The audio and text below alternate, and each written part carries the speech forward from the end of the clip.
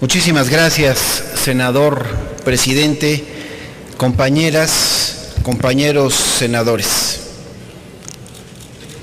El calendario cívico mexicano, desde mi punto de vista, lo quiero decir con mucho respeto, se ha convertido hoy en día en el objeto más temido del gobierno federal. Ya lo vivimos el pasado 18 de marzo, cuando desde el Monumento a la Revolución y en numerosas ciudades del país, los hombres y mujeres leales a México se manifestaron dispuestos, con patriotismo, a participar en las tareas necesarias que nos lleven a recuperar el petróleo y el sector energético en su conjunto, que fueron privatizados a través de la reforma respectiva por el gobierno y sus aliados. Ya he reiterado que con la reforma energética se sacrifica lo nacional del patrimonio para hacerlo patrimonio individual y que se despoja de futuro a numerosas generaciones de mexicanos.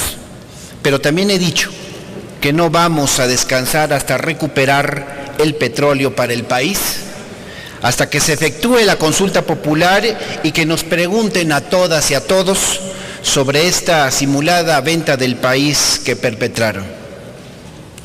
Hoy recuerdo la privatización del petróleo y lo relaciono con el calendario cívico, porque en el aniversario de don Benito Juárez García, oaxaqueño magnífico, tengo la firme impresión de que también les incomoda a quienes sin reserva alguna permiten con sus actos que la desigualdad, la injusticia y el retroceso democrático se yergan como el destino cotidiano de las mujeres y hombres de México.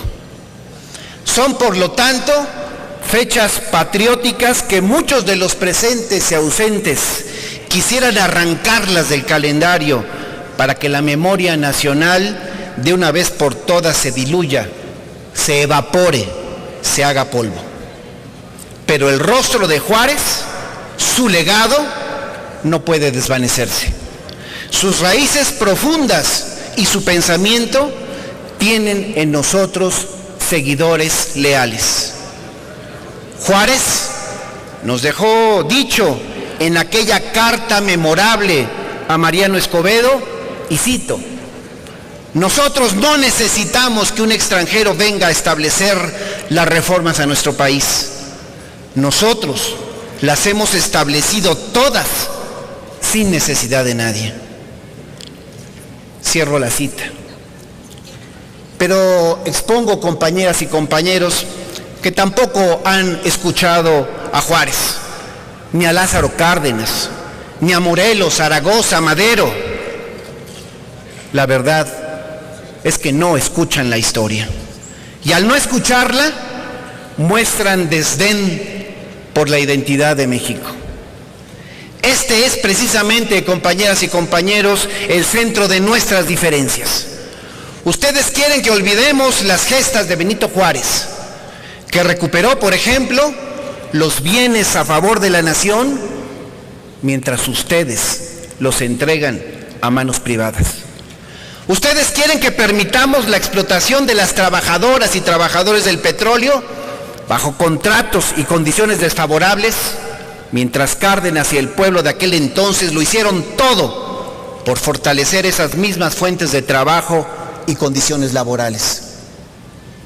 Ustedes quieren que guardemos silencio ante la intervención de facto que sufre y sufrirá el país con su reforma, mientras nosotros coincidimos con Zaragoza en buscar por todos los medios defender a México. Ya Benito Juárez les decía a los vencedores del 5 de mayo, herederos de Ignacio Zaragoza: un enemigo injusto nos trae la guerra y avanza ya sobre nosotros, porque nos cree débiles y degradados.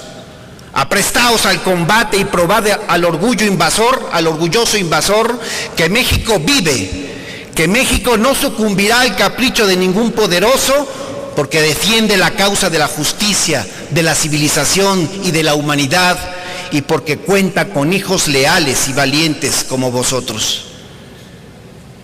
Esas son, compañeras y compañeros, las diferencias entre ustedes y nosotros. Ustedes quieren entregar al país, nosotros hacerlo aún más grande.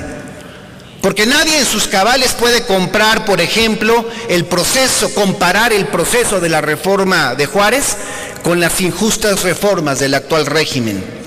Y para decirlo más gráficamente, en 1860, el 4 de diciembre para ser exactos, se decretó uno de los ordenamientos más emblemáticos de aquel proceso, la Ley de Libertad de Cultos, cuyo artículo primero consagró la protección del ejercicio del culto católico y de los demás que se establezcan en el país como expresión y efecto de la libertad religiosa.